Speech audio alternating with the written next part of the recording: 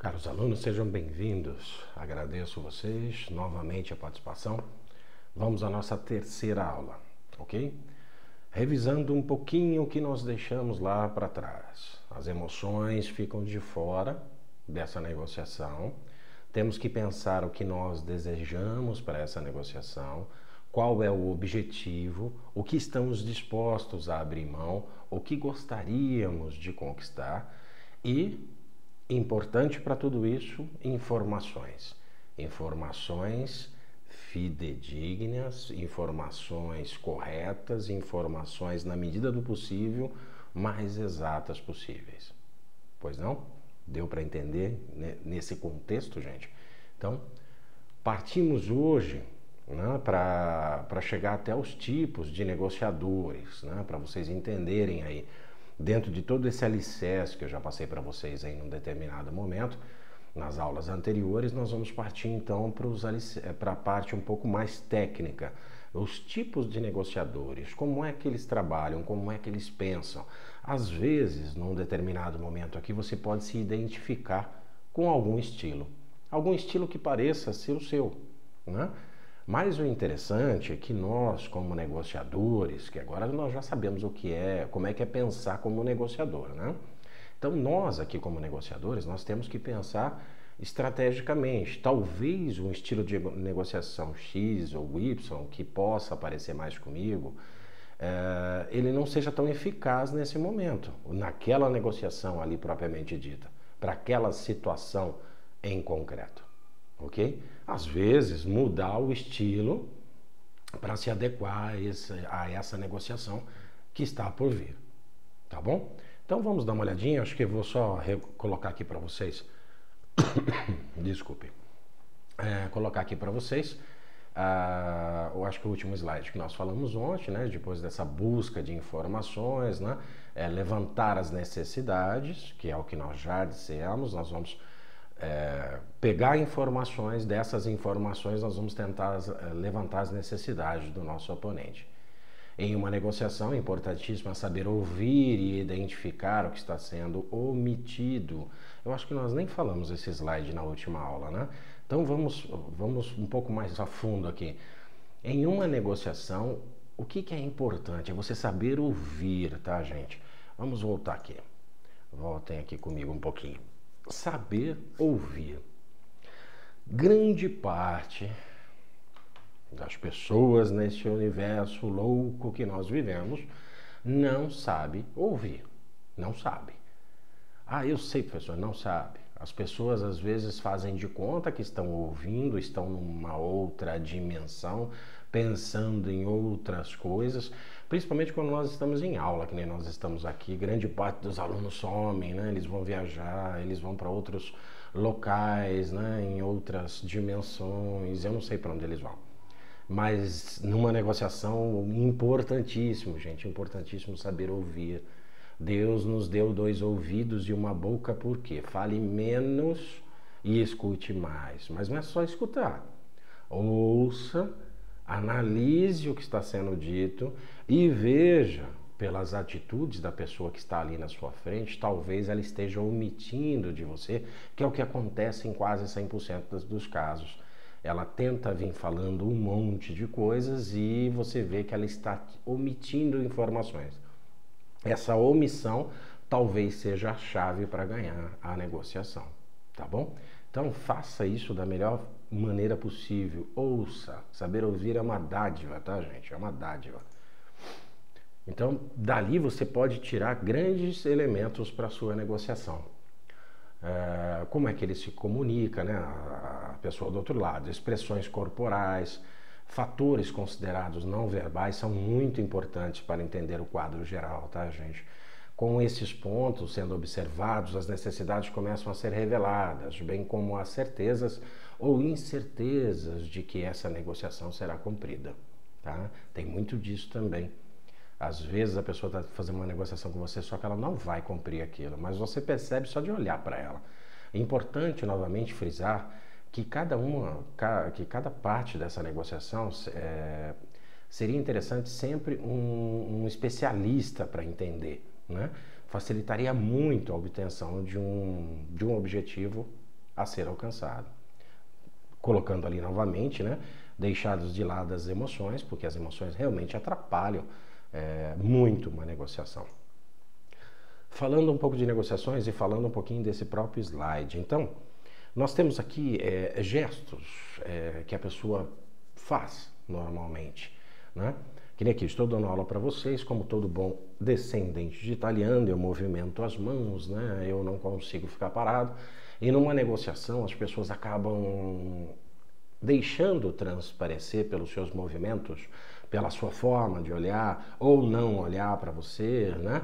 Ou mesmo os seus trejeitos corporais, aqui de alguma forma vai demonstrar para você que aquilo não é bem verdade ou que aquilo não é bem certo.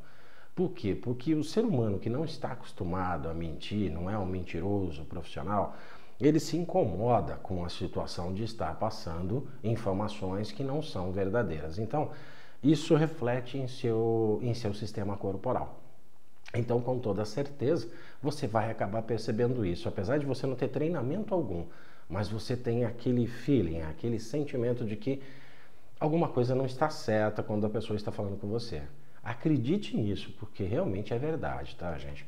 Quando você presta atenção nas pessoas, e com o passar dos anos, eu aprendi muito isso, muitos anos, fazendo acordos sindicais, relações com sindicatos, relações com funcionários, relações com empresas, contratos, e você percebe que é muito fácil você perceber que a pessoa está te enrolando. É muito fácil. Às vezes ela fala que vai ser X e não é X. Você vê na fisionomia dela que aquele X não é verdadeiro, entendeu? Então você peguem esse feeling. Nós, seres humanos, temos isso de bom, né? Nós conseguimos ter essa percepção de que a pessoa não está bem. Às vezes na forma dela falar, sei lá, um pouco mais grave, um pouco mais forte, um pouco mais fraco, mas você vai perceber que às vezes na fala dela também ela está mentindo para você. Ela não olha para você, ela olha para outros pontos, para cima. Aí vocês podem procurar no Google, aí tá cheio de coisas malucas, né? Olha para cima é mentira, olha para lá tá inventando, aquelas coisas, né? E funciona mesmo, realmente funciona. São expressões corporais que nós fazemos como tiques nervosos ou como uma metodologia de defesa e onde nós acabamos entregando as informações ao oponente, né? Então prestem muita atenção nos oponentes. Vejam, observem, escutem, analisem as informações que ele está te passando e aí você vê se realmente é isso, né? Se não for, se você tiver o feeling de que não é a hora de você mudar as táticas de negociação. É a hora de você saber, olha, esse cara não vai cumprir o acordo que ele está fazendo comigo aqui agora, e fechando. Se existe uma coisa complicada, tá, gente, em negociação às vezes passamos lá um dia na negociação, 2 dias, 3 dias, 4 dias, uma semana, 10 dias de negociação, todo mundo cansado. Chegamos no final dessa negociação, puxa, perfeito, chegamos a um acordo, que é o que todo mundo deseja, é o acordo final.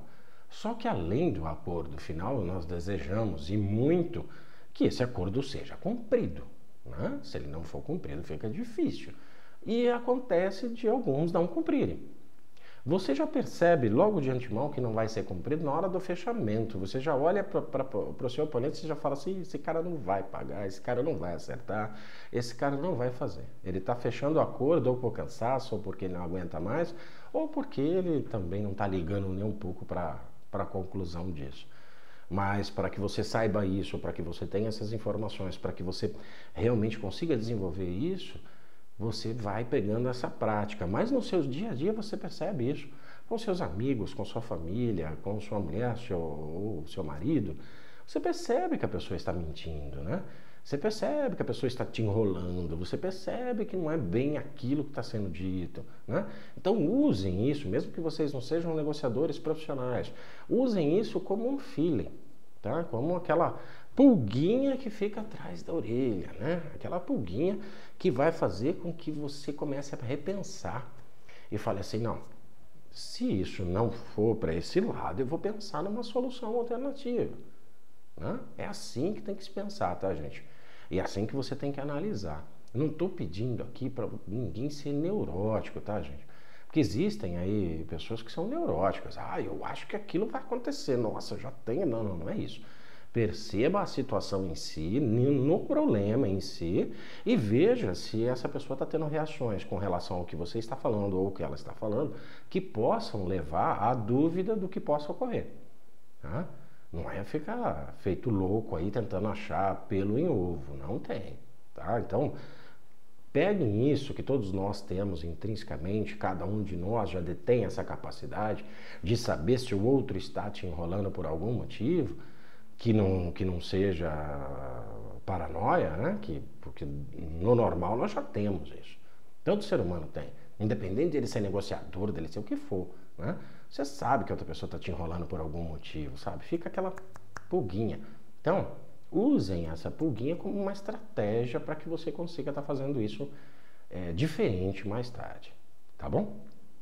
Mude as estratégias de acordo com o que você vê acontecendo. Então, vamos lá.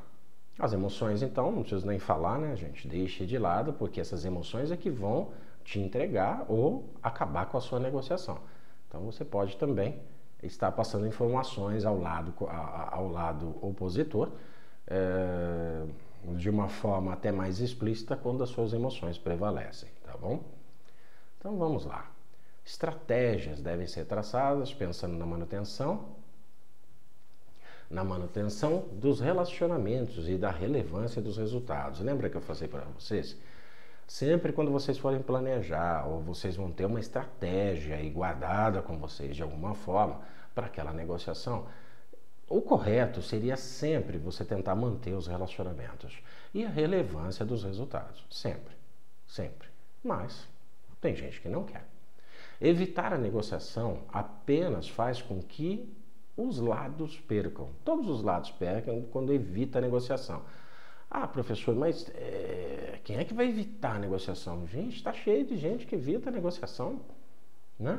Vou dar um exemplo banal aí de dentro de casa, por exemplo. Você tem casado. Se tiver algum casado aí que esteja me assistindo, vai saber o que eu estou falando.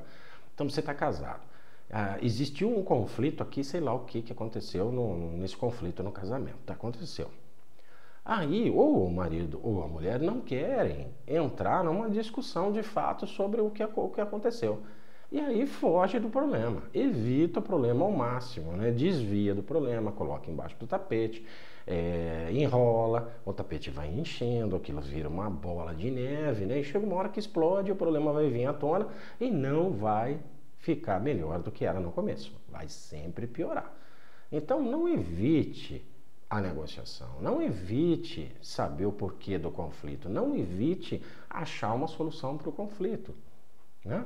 Às vezes eu conheço casais, casados há muitos anos, que estão relevando uma situação que já não é mais duradoura há muitos anos. Então, mas por quê? Porque ele evita o problema. Não adianta evitar o problema. Fica sofrendo de um lado, sofrendo de outro e a coisa vai correndo. Isso acontece nas empresas também. O dono da empresa quer evitar problema, não quer mais problema. Então, ele não quer problema, ele evita. Aí ele manda lá o subalterno, como nós já falamos nas aulas anteriores, para tentar resolver para ele e não resolve. E a coisa vai enrolando, enrolando. Chega uma hora que virou aquela bomba, né? E aí, o que você faz? Não faz. Então não evitem, tá, gente? Não evitem o problema. Encare de frente, não é um problema? Eu costumo falar que problema é uma dádiva, gente. Por quê? Porque ele vai te obrigar a achar uma solução. Você melhora sempre, sempre. Porque se acontecer um outro igual ou semelhante, você já tem a solução, sabe? Então, problemas são os nossos melhores amigos, tiram a gente da zona de conforto, a gente não fica mais parado no sofá esperando o mundo acontecer e as coisas começam a andar. Então não evite problema, que venha, sabe? Eu tenho um velho ditado aqui, já que tem 10 problemas, aconteceu tudo uma vez, que venha. Vem os 10 de uma vez, vamos tentar resolver. Achar solução é o meu trabalho sempre. Sempre foi e vai continuar sendo até eu morrer. Então, tem que achar solução para as coisas. Não adianta correr do problema. Ele vai correr atrás de você muito mais do que você.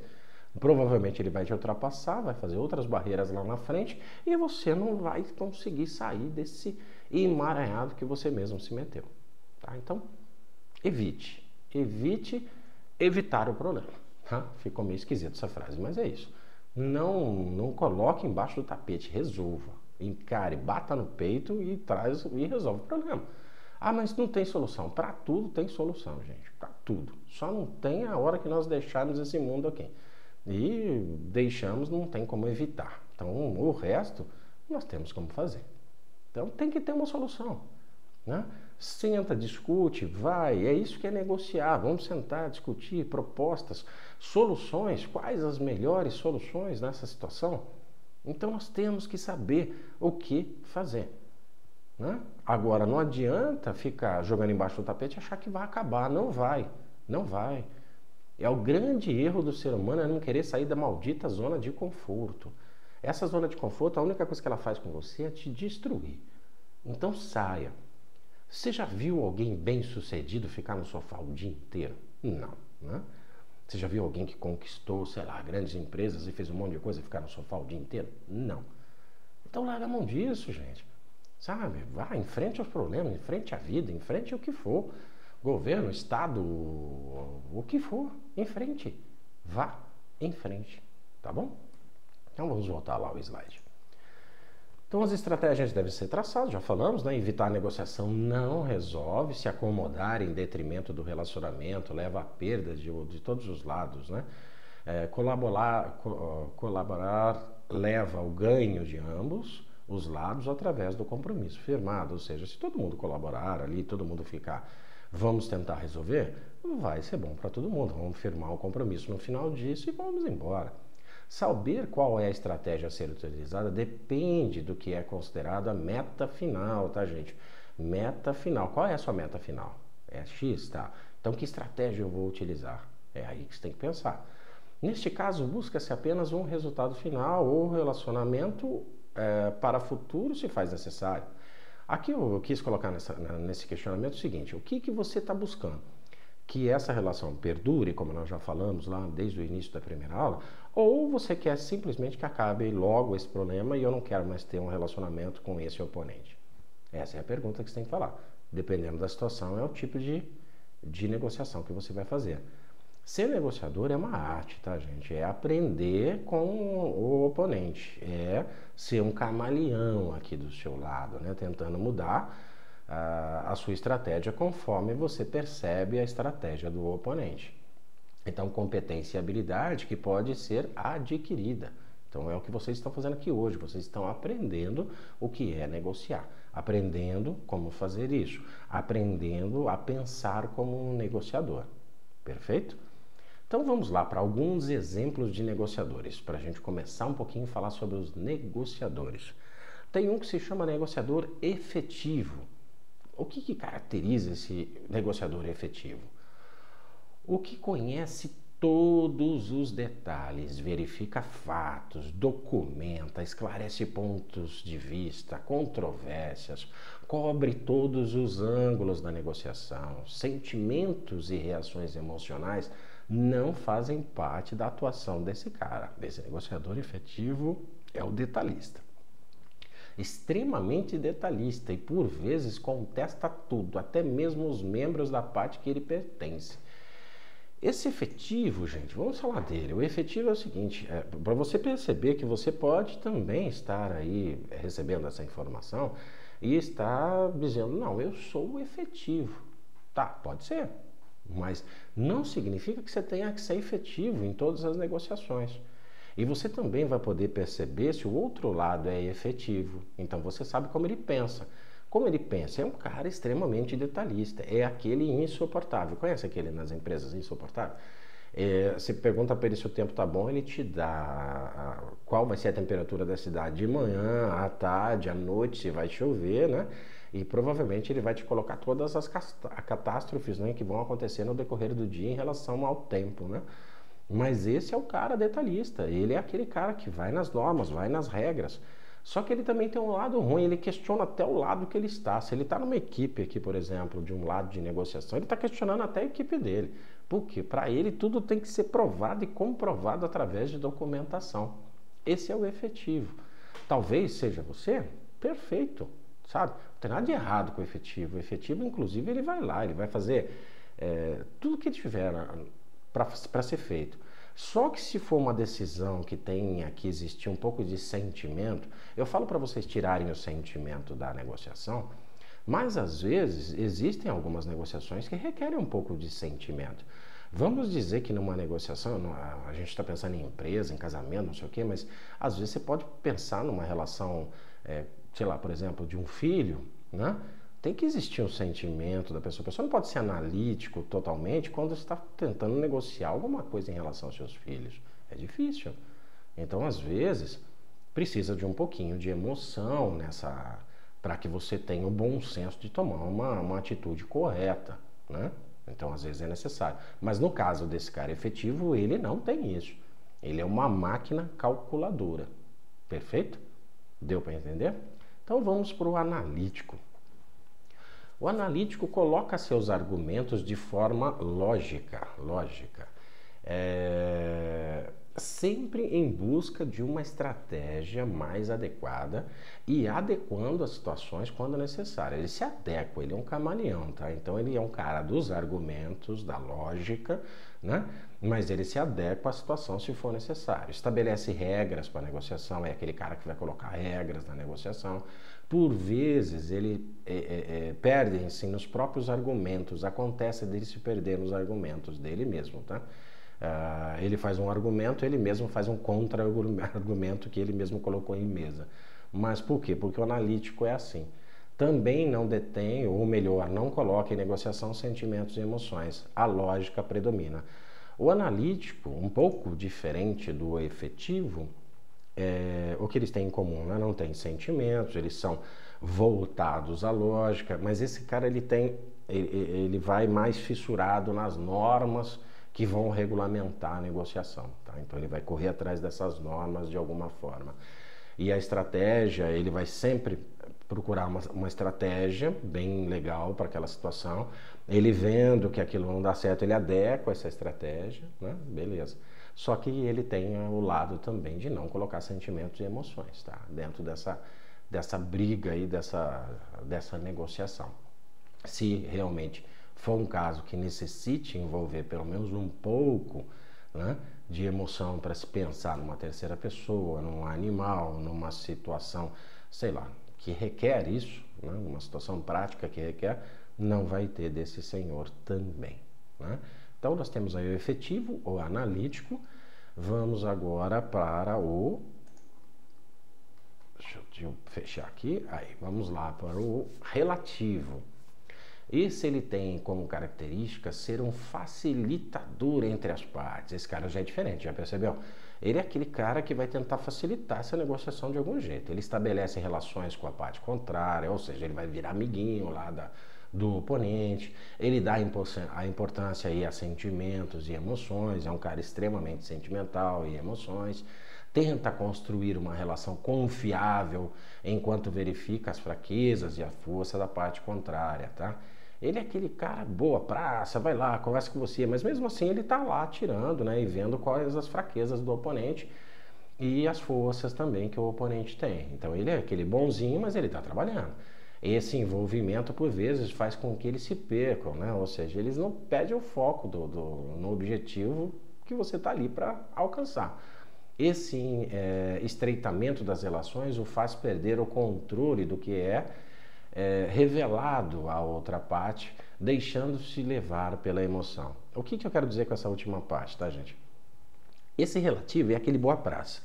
É aquele cara que chegou numa negociação, sei lá, eu vou lá, por exemplo, eu estou com um problema aqui na imobiliária, com relação aos aluguéis, ele é a pessoa lá que vai negociar comigo da imobiliária. Eu chego lá, ele é um cara muito gente boa. Ô, seu Firmino, o senhor veio aqui, vamos conversar, vamos tentar resolver o problema do senhor da melhor forma possível. Aquele cara gente boa, né, emoção. Ele cativa você acaba achando que ele é teu amigo, né? E por vezes ele até se perde com relação a isso, porque ele acaba virando seu amigo mesmo, porque para ele é legal pra caramba isso, porque ele põe a emoção, né? E esses sentimentos todos à flor da pele, e às vezes ele acaba passando para outra parte, o que não deveria, ele fala demais até, né? De tanto que ele é bonzinho, mas é uma estratégia que ele usa para tentar chegar próximo ao oponente para saber as informações ocultas que estão lá do oponente, tá? Mas por vezes ele fala demais e ele abre e as pessoas acabam até sabendo o que ele quer fazer e como ele quer fazer. Às vezes é interessante ter um cara assim, esse mantém relacionamentos, esse nunca vai ter problema no futuro. Talvez você não alcance os objetivos esperados com ele, mas ele é aquele cara do meio de campo. É um cara bom, dependendo do que você deseja, né, que sua empresa deseja, que continue os relacionamentos, que eu preciso manter isso, aquele conflito ali, vamos tentar fazer aquele conflito ser o menor possível, tá bom? Aí nós temos o intuitivo. Ele traz ideias, busca novos caminhos, enxerga os pontos que devem fazer parte da negociação, bem como avalia as consequências futuras. Esse cara é aquele que já vem com as ideias, ele começa a achar caminhos conforme você vai conversando com ele enxerga pontos de vista, né, que podem ali melhorar essa negociação, ele avalia as consequências que vai ser, os resultados possíveis, o que vai dar lá no futuro, observa a negociação como um todo, ele analisa isso lá de cima pensando em tudo e às vezes, por supor algo, foge um pouco da realidade. Por quê? Porque de tanto que ele analisa, às vezes ele supõe que vai ser X. E às vezes não é Y, né? As coisas são imprevisíveis, você está lidando com pessoas. Quando você lida com pessoas, nada é previsível. Você pode entrar com uma... Se você entrar na expectativa, às vezes você quebra. Então entra como possibilidade. Foge um pouco da realidade, às vezes ele se perde nisso. Tendo ideias e não vendo os riscos envolvidos. Disciplina não é muito forte dele, tá, gente? Problemas em receber ordens. É aquele cara que você mandou negociar. Ele vai chegar lá por cima do negócio, ele vai falar assim, não, eu tenho essa ideia, eu tenho essa, olha, vamos colocar dessa forma, assim fica legal, ele vai expor para o seu lado, todo o lado possível, imaginável, e vamos tentar acertar isso, só que ele é um cara que ele foge um pouco do rumo do negócio, né? Principalmente se você quer que ele siga um padrão. Ele não tem padrão, ele é diferente dos outros que nós falamos até agora. Ele não tem um padrão, ele não segue padrão, ele não segue ordem, ele não quer saber se tem norma nessa reunião, nessa negociação, ele não está nem aí com o negócio. O negócio dele é tentar analisar, achar situações e vamos achar a solução para isso, tá? Faz parte do show. Então, o intuitivo, ele é como o próprio nome diz, ele usa a intuição dele, né, para tentar ganhar essa negociação de alguma forma. Então, pode ser que ele ganhe? Pode, com toda certeza pode ser que ele ganhe sim. Mas tem seu lado ruim também, ele se perde por muitas vezes, tá bom? Então, vamos falar um pouquinho agora de negociação efetiva, tá, gente? Negociação efetiva. Como tudo na vida, não existe fórmula de sucesso para isso aqui não, tá, gente? Para ser um excelente negociador. Apesar disso, todos irão dizer que necessita de uma. Tá? Quase todo mundo que você for encontrar aí na praça, principalmente esses grandes gurus que falam que vão transformar vocês da água para o vinho em 5 minutos, eles acham que para tudo tem fórmula mágica. Né? Como tem fórmula mágica para emagrecer, como tem fórmula mágica para criar cabelo, né?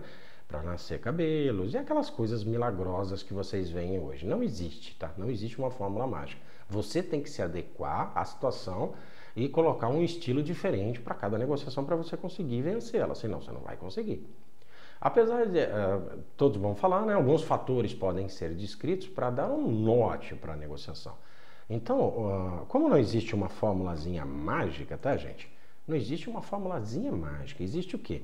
Existe um norte que nós vamos dar para você seguir. Então, quer dizer, vamos pensar que você pode seguir por essa trilha aqui. Né? Essa trilha aqui é o quê? Eu vou analisar, planejar, executar, criar uma estratégia. Então tem um passo a passo aí. Né? Não significa que esse passo a passo é a última bolacha do pacote. Tanto é que a última está sempre quebrada, né, gente? Então não é uma fórmula mágica, não é uma receita de bolo, não existe isso de fórmula mágica para você ser um excelente negociador. Não tem, né? Não tem. O que existe é um caminho a ser seguido e você analisar a situação concreta ali, o fato que está acontecendo e ver de que forma você pode se adequar a isso. Né? Passamos 4 estilos aí de negociadores, nós vamos ver aí no decorrer do curso outros estilos, mas esses 4 estilos são os básicos aí do início de um processo. Né? Existem vários estudiosos aí sobre negociação que eles colocam esses nomes nos estilos, tá? E outros colocam outros, mas eles são muito semelhantes, né? Eles são muito parecidos. Então eu escolhi esses 4 que são os que estão mais próximos da nossa realidade para que vocês pudessem dar uma analisada. Mas Não tem forma mágica? Não tem, tá bom? Você tem que se adequar à situação. Então, você tem que querer fazer uma negociação. Como já dissemos, o importante é o planejamento, lembra do planejamento? Focado nos objetivos a serem conquistados, como também em que está disposto a abrir mão. Lembra que nós falamos? Coloque isso aí no papelzinho. Eu vou planejar. Como é que eu planejo? Eu tenho que focar. Qual é o objetivo que eu quero conquistar? O que eu estou disposto a abrir mão para conquistar aquele objetivo X? Tá bom? Isso é essencial. Não é uma fórmula mágica, mas é essencial. Sem isso, como é que você vai negociar? Não tem jeito. Então, deste ponto, uma análise do oponente se faz necessária. Depois que você traçou lá o seu planejamento, né? Você já pôs lá qual é o seu objetivo, o que você está disposto a abrir mão para você chegar nele, né? Agora, já um outro passo é você fazer a análise do seu oponente. Então, aqui é quase que um resumão de tudo que nós falamos, né? Então, eu vou fazer uma análise do oponente para ver o que quais as ações que eu vou tomar de acordo com o que eu acho que ele é, baseado nas informações que eu puxei, né? Então, avalia lá os interesses, as necessidades que ele pode ter, né? Ou não ter nessa negociação. Depois você vai pesquisar, ouvir, analisar, estudar todas aquelas informações disponíveis para então traçar a estratégia de negociação. Tudo isso daí, gente, tudo isso daí, que parece uma coisa grande, mas ela passa a ser grande a partir de que você tem que analisar informações. Mas às vezes, se você está numa negociação de pequeno porte ou de médio porte, não são tantas informações assim. Então vamos analisar, fazer tudo isso bonitinho, faz esse esquema de ação para que você consiga estar indo lá para a mesa de negociação. Sem isso, gente, não vai funcionar, não vai. Porque se você não tiver essas coisas em mãos, se você não souber o que é que você deseja, o que é que você está disposto a abrir mão, o que você acha do seu oponente, uma análise do seu oponente, com isso você traçou uma estratégia. Essa estratégia, eu vou para a negociação. Ah, mas será que vai dar certo, professor? Eu não sei, depende muito do dia da negociação. Mas você fez tudo certinho. Mas é o que eu sempre digo, quando nós lidamos com negociação, ou quando nós lidamos com sonhos, ou quando nós lidamos com vontades, o importante é você nunca criar uma expectativa, tá, gente? Existe uma diferença muito grande entre expectativa e possibilidade. Possibilidade pode dar certo ou pode não dar certo, isso não vai te frustrar. Então você volta para um segundo embate nessa negociação e vem com outras ferramentas para negociar numa segunda oportunidade, ok? Agora, se você cria uma expectativa é um troço complicado, tá, gente? Por quê? Porque ele causa desilusão, ele causa decepção. Então, você está numa expectativa enorme de que vai dar certo, vai dar certo, vai dar certo, vai dar certo. Não deu. Aí sai da reunião chutando a cadeira, o caramba, não vai funcionar. Não é assim, ok? Então, sempre coloquem tudo que vocês forem fazer na vida, e não só uma negociação, como possibilidade. Isso você deixa de se magoar, você não fica lá imaginando uma coisa que não vai acontecer, né? E as coisas ficam melhores na sua vida, porque é uma possibilidade de dar certo. Deu certo, puxa, perfeito, nossa, deu certo, olha que legal, né? Não deu certo, era uma possibilidade, não uma expectativa. Então eu vou partir para uma segunda vez. Então nós vamos montar uma nova estratégia e vamos para uma segunda rodada aí na negociação, tá bom? Então, possibilidade e expectativa. Encare sempre como possibilidade. Se for expectativa dá desilusão. Esqueça a expectativa, tá? Mas, professor, eu ainda não entendi. Vamos dar um exemplo bem idiota. A senhora que está me assistindo, casada aí, né? Estava contando que seu marido, no dia do aniversário do casamento, fosse passar na casa da senhora, que vocês fossem jantar fora, que vocês fossem dançar e que, sei lá, mais o que vocês fossem fazer à noite. Quer dizer, seria aquela noite fantástica no dia do casamento da senhora, não seria? Nossa, olha, a senhora estaria ali numa expectativa enorme, né? E até fisicamente pensando, né? E sentindo essas emoções do dia. Chegou no dia, seu marido nem lembrou que era dia do aniversário de casamento. E aí? Nossa, a senhora vai ficar, desculpem a expressão, puta da vida, né? Vai ficar brava, vai socar os pés na parede. Mas por quê? Porque a senhora criou uma expectativa daquele dia ser fantástico. Se a senhora imaginar que, senhora, já conhecendo a peça, né, sabe que ele vai esquecer mesmo, que nos últimos, sei lá, 10 anos ele lembrou de 2. Então, quer dizer, a senhora não vai criar uma expectativa, você vai criar uma possibilidade. Fala assim, olha, ele vai lembrar, talvez, a gente vá até lá, né? E vamos comemorar. E aí ele não lembra, só fala, bom, era uma possibilidade, não deu certo. Perfeito, mas isso não estraga o casamento da senhora, não vai estragar o dia. Porque ele chegando em casa, você bate o papo e fala, ô fulano, lembrou que hoje é o dia do aniversário? Vamos sair, meu irmão, vamos tomar uma cerveja, não vamos ficar aqui não, vamos embora comemorar. E a senhora não pede a comemoração, não fica lá frustrada, braba, nervosa, chutando a cadeira, e ao mesmo tempo ficou perfeito, tá bom? Desculpe um exemplo até esdrúxulo, né? Mas eu tentei simplificar para vocês. Então, possibilidade é uma coisa, expectativa outra coisa. Então, essa expectativa, deixe para lá quando vocês estão negociando. Trabalhe como possibilidade, tá bom? Então, vamos lá, gente. Então, após essas tarefas aí, né, traçar a melhor alternativa para a negociação é o próximo passo. Então, você já fez todas essas tarefinhas aí, né? Agora eu vou traçar o próximo passo. Criatividade, gente. Criatividade e flexibilidade são palavras assim fantásticas. Utilizar o tempo a seu favor, também muito bom. Propostas e contrapropostas, explorar opções achando formas de todos ganharem com a negociação. Todos esses são passos, né? Todos esses passos são necessários para a obtenção do objetivo almejado. Aqui eu vou voltar, gente. Então vamos lá. Criatividade em você pensar coisas diferentes, soluções diferentes. Tem que ser criativo, gente. Põe a cabeça para funcionar. Tem o problema, puxa, mas a solução é sempre essa. Não, talvez eu tenha uma solução diferente, né? A pessoa está me devendo um dinheiro. Puxa, eu quero dinheiro. Puxa, mas às vezes uma solução criativa seria melhor. Talvez se você pensar, puxa, ao invés do dinheiro, se eu pegar talvez um imóvel, se eu pegar um veículo, se eu pegar uma, sei lá o que, diferente, às vezes eu estou ganhando até mais do que aquele valor, né? Então tem que ser criativo. E isso também demonstra flexibilidade, você tem que ser flexível. Porque senão você vai enrijecido para negociações, não vai funcionar, não vai. Aí eu vou lá, eu sou duro na queda, eu não abro mão de nada, então as coisas não funcionam. Não funciona. Você tem que ser flexível. Então, criatividade, flexibilidade. Use o tempo sempre a seu favor. Todo mundo, lembra que nós já falamos, tem um tempo para negociar. Quanto mais tempo levar essa negociação, né? E você utilizando isso como uma ferramenta, você pode levar uma negociação boa para o teu lado, né? Uma resolução boa. Então, propostas, você propõe, vão vir contrapropostas, né? Você vai também fazer contrapropostas e analisar isso. Não é receber a contraproposta como um soco no estômago, né? As pessoas quando vão negociar hoje, o que elas fazem? Ah, a pessoa fez uma contraproposta, eu falo para ela, não, você me deve 100, ela quer me pagar 80. Não, isso eu não vou aceitar nunca. Não é um soco no estômago, tá?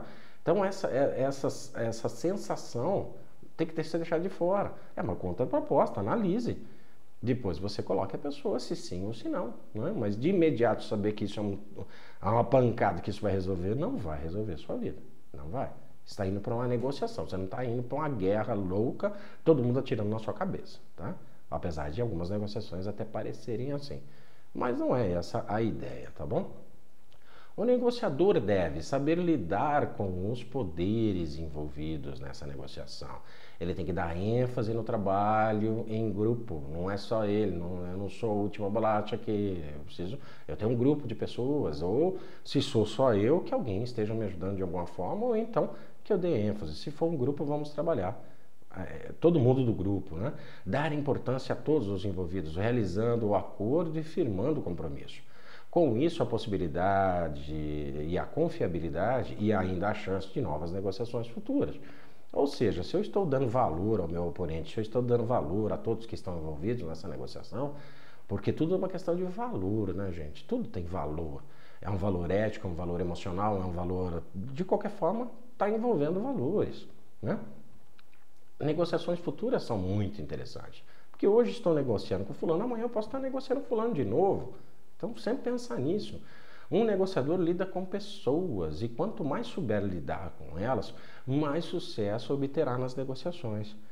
Gente, há uma aula atrás nós falamos assim, vamos tirar pessoas e negociação, não foi isso? Uma coisa é uma coisa, outra coisa é outra coisa. Ditado retardado esse, mas é verdade, né? Mas o que acontece?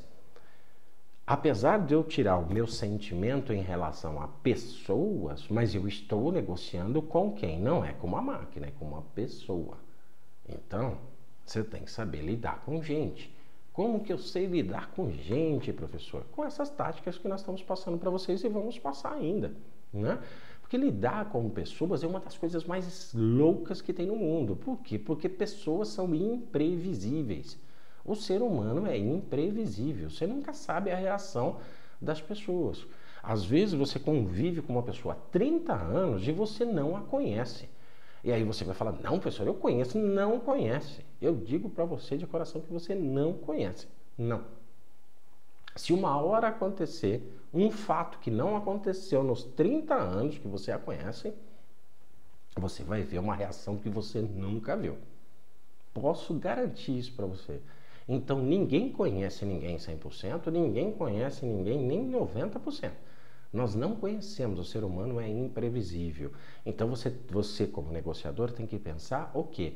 Eu tenho que analisar situações, eu tenho que pensar nas situações sabendo que eu estou lidando com uma pessoa. É uma pessoa que pode estar escondendo os sentimentos, é uma pessoa que pode estar escondendo a sua raiva, pode estar escondendo o jogo, mas é uma pessoa. Então, lembre-se disso, você está lidando com pessoa. Lidar com gente é essa luta. Então você pode esperar qualquer desfecho dessa negociação a partir do momento que você está negociando com pessoas, tá?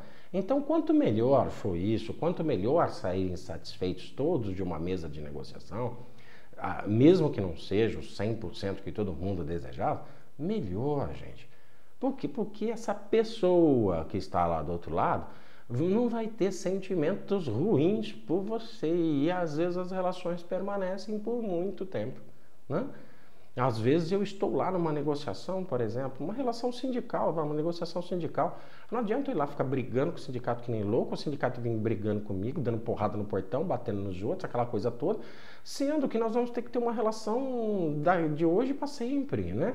Por quê? Porque o sindicato é daquela categoria, não vai mudar o sindicato. E não vai mudar a categoria, então vamos ficar aqui mesmo. Então nós vamos ter que brigar toda vez? Então vamos sentar, vamos conversar, vamos entrar na melhor proposta, o que é bom para todo mundo. Então vamos sentar e vamos conversar. Nós vamos ter que ter uma relação eterna, né? E não adianta agressividade, não adianta raiva, não adianta briga, não adianta nada disso. Essas coisas só levam a ficar sem negociar, tá bom? Então pensem nisso, tá, gente? Vocês estão lidando com pessoas. Perfeito? Você não está lidando com máquina, você não está brigando com a máquina, você não está tentando negociar com a máquina, você está negociando com pessoas. Pense nisso, tá bom? Bom, essa terceira aula eu vou fechar aqui com vocês. Próxima aula nós vamos falar sobre ganhos mútuos ainda, vamos falar aí de flexibilidade dentro do processo. Vamos dar andamento nessa terceira aula, tá bom? Agradeço imensamente a todos vocês. Peço desculpas se falei alguma coisa aqui que não devo. Agradeço imensamente. Como eu disse para vocês, eu não edito vídeos, então a minha aula é uma aula normal, como se eu estivesse dando aula para você lá na sua casa, tá bom? Ou na empresa, ou onde quer que seja. Então, espero que tenham gostado, espero que estejam entendendo, tá? Por quê? Porque eu estou indo devagar, estou colocando o passo a passo para vocês, que é o mais importante. Depois a gente pode até dar uma aceleradinha aí nas partes mais técnicas, né? Mas se vocês não entenderem esse princípio de uma forma simples, sem palavras esquisitas, sem eu colocar aqui um juridiquês, sem eu colocar absolutamente nada que dificulte o entendimento de vocês, vai ser difícil. Então eu tenho que facilitar esse início para que vocês tenham aí um andamento até o final do curso, tá bom? Gente, muito obrigado, fiquem com Deus.